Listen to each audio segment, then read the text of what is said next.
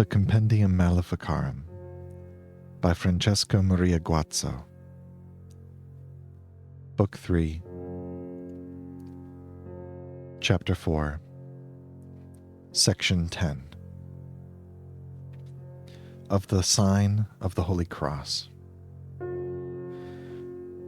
Of the many further examples which I could adduce, be content with this one, which is both rare and marvelous.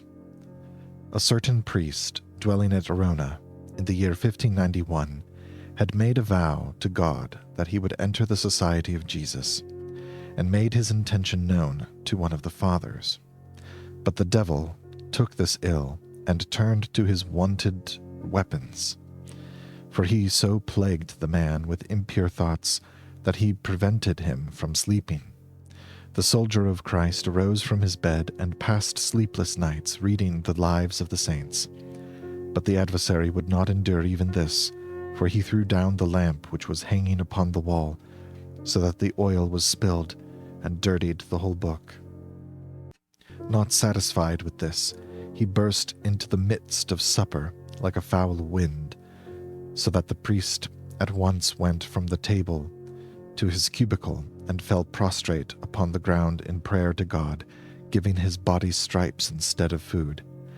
And when even so he yet felt the fire of blind desire plucking at him, he stood barefoot upon the ground for 2 or 3 hours while that importunate heat should be cooled, and then threw himself wearily upon his bed.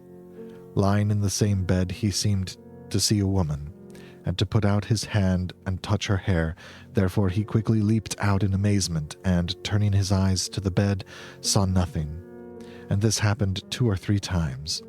He feared that he was suffering a delusion of the eyes, and affirmed that the same thing happened on many nights, until at last it reached such a pass that, when the unhappy man went to bed, he used to tie down his arms and hands with bands, for fear lest his hands should wander for some vain purpose in his dreams.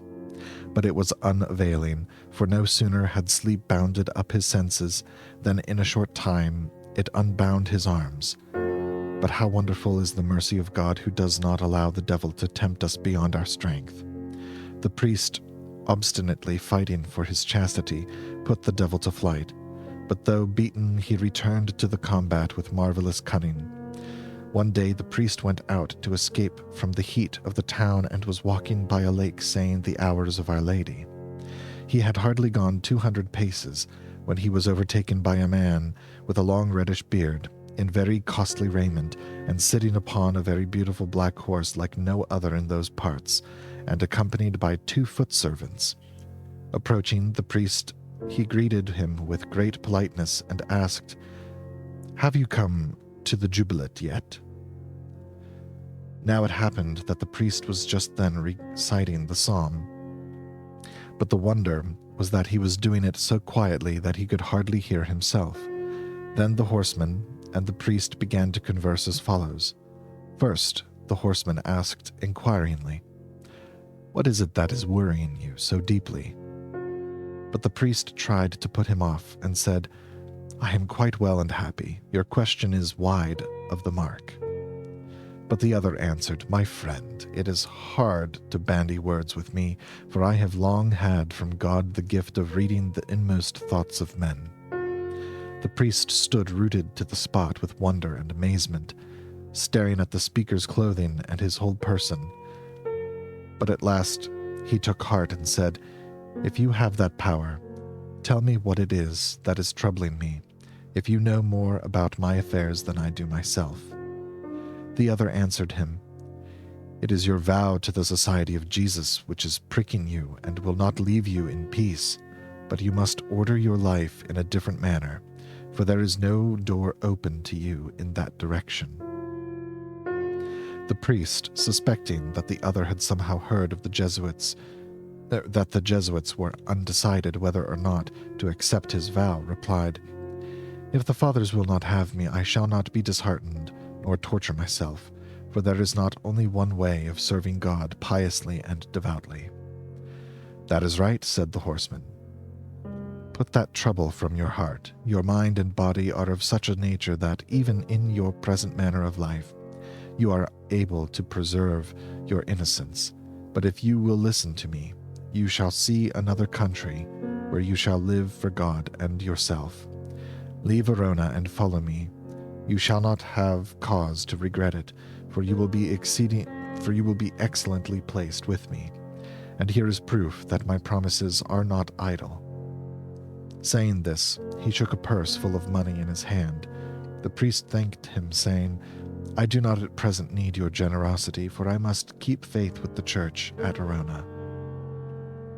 The horseman at once interrupted him, saying, "What obligation have you? It has not been publicly witnessed or put in writing. Can they claim you in return for 53 pounds of bronze? For that is all you receive, and you will never get more." The priest, not without wonder, admitted the truth of this, but was led to suspect that his companion had been told everything by someone in Arona. Then, gaining a little confidence, he asked, "But where are you going? Where do you live?"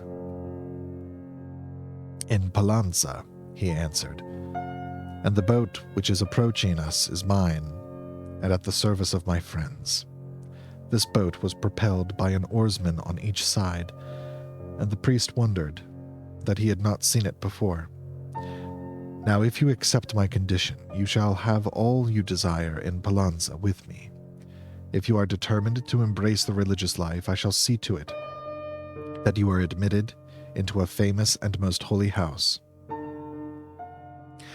I thank you for your exceeding civility towards a stranger, but I have my reasons for declining."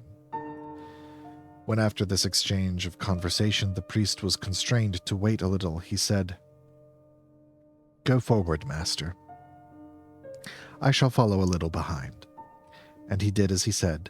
Then he made the sign of the cross upon his brow and over his heart, and taking in his hands the rosary with which he had been counting his prayers, followed the other.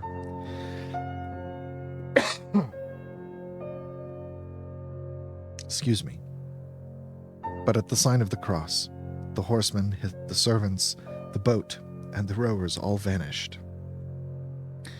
See how the torturous wiles of the serpent were all dissipated like a cloud by one sign of the cross.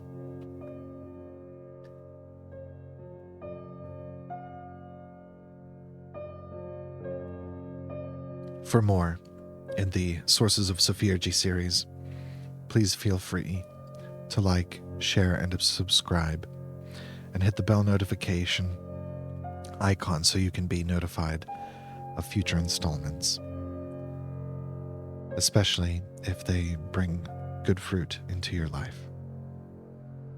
I'm Ingiotis Amicus. Ave Maria.